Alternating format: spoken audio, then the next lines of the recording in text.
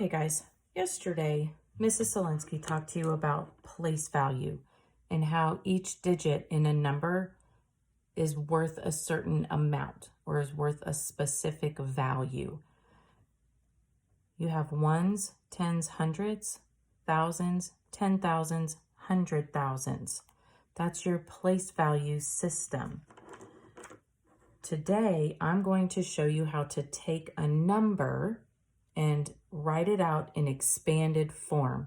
An expanded form just means writing the number by showing the value of each digit in that number. So remember, you may want to pause the video as I'm creating this anchor chart to make notes for yourself in your own notebook, okay? So numbers have digits in specific place values that show how much that place value is worth. And there are two different ways that you can take a number from standard form. So remember, standard form would be a number like 125,486. That's a standard form number. My comment there. Now, let's start with something a little bit smaller. We don't want to jump all the way up to the 100,000s place. We're going to start with a 2-digit number. So I'm going to take a 2-digit number and I'm going to write it out in expanded notation, which means I'm going to write that number by showing how much each digit is worth. The number 86, okay? I see a 6 in my ones place and an 8 in my tens place. So that means that my 6 in the ones place just has a value of 6. But the 8 in my tens place has a value of 80. So that's one way that I can write a number in expanded notation or expanded form is by starting with the digit in my ones place and then writing my plus sign and then including the value of the digit in my tens place. Let's try that again. So let's say we have the number 72, okay? I have a 2 in my ones place, so the value of my 2 is just 2. And if I were to add that to how much I have in my tens place, which is 70, I would have the number 72. Now, in 4th grade,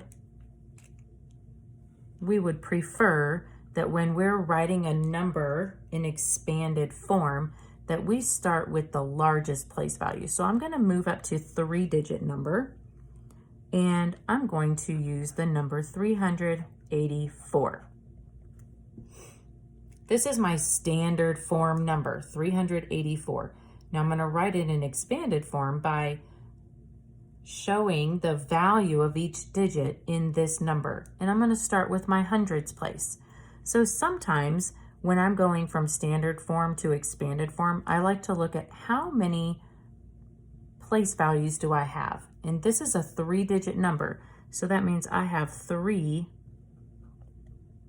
place values. And then I'm going to take my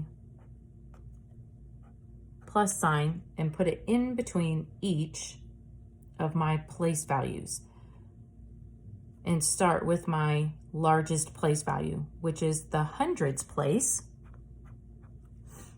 And I have a 3, which means the value of that is 300. Then I'm going to move on to my tens place. And the value of the 8 is 80. My ones place, the value of that 4 is 4. This is the preferred way that we like to do it in 4th grade. Let's try another 3-digit number. let's do 529. Okay, I have 3 digits in my number, so I'm going to automatically write out my 3 spaces. My largest place value is the hundreds.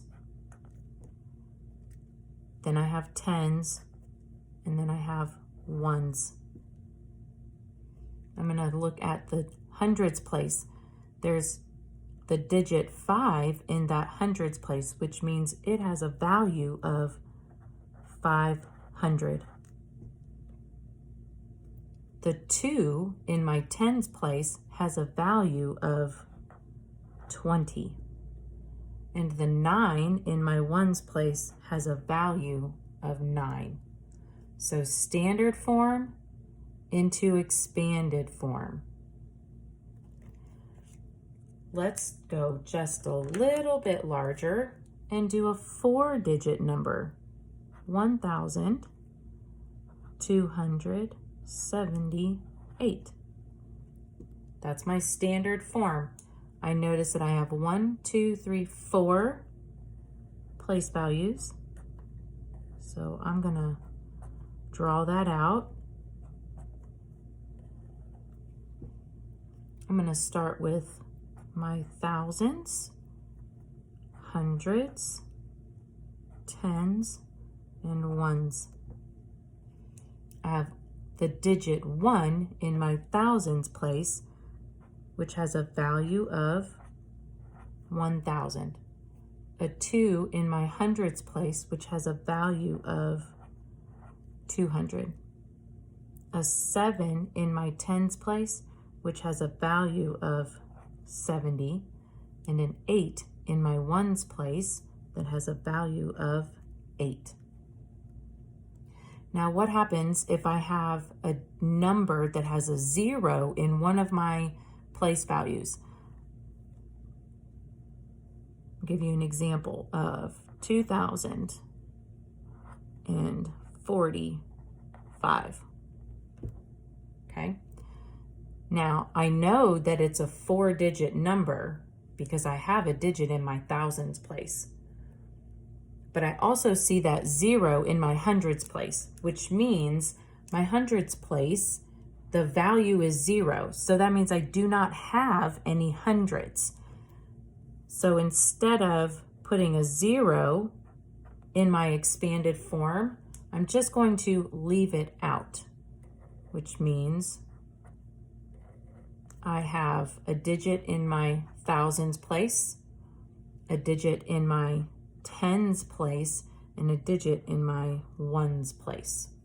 And then I'm going to write the value of each digit in that place value. 2,000.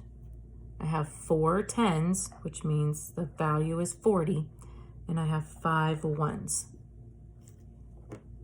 So the last thing that you might be asked to do is you could be asked to take a number that's written in expanded form and write it in standard form.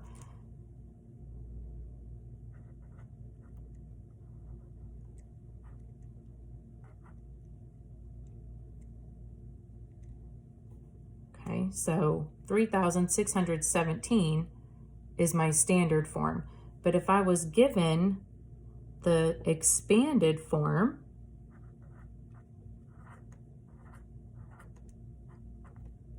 plus 600 plus 10 plus 7. Okay, so if I have expanded form, again, I'm going to look at how many place values do I have. If I have a 3 and if I have 3,000, that means I have 4 digits in my number. I'm going to draw 4 lines. That's going to represent my place value. Ones, tens, hundreds, thousands. I see that I have 3,000, which means I have the digit 3 in my thousands place. I have 600, which means I have 6 in my hundreds place. I have 10 in my tens place, so that means I only have 1 10. And then I have a 7 in my ones place. Okay, so taking a number from standard form to expanded form means that you're writing it out by showing the value of each digit in that number. Writing the number from standard or from expanded form into standard form means you're really just filling in the digit in each place value by looking at the values that you have in your expanded form number. So remember, you can pause this video, you can rewind this video. If you need to make notes in your own notebook, might be more helpful when you have to complete an assignment. Your assignment today will be to click on the blue puzzle piece in Schoology, and you will be answering some questions by taking a number and writing it from standard form into expanded form. You may even have to write a number from expanded form into standard form. So having these notes in a notebook next to you when you go do that assignment might be helpful. See you tomorrow.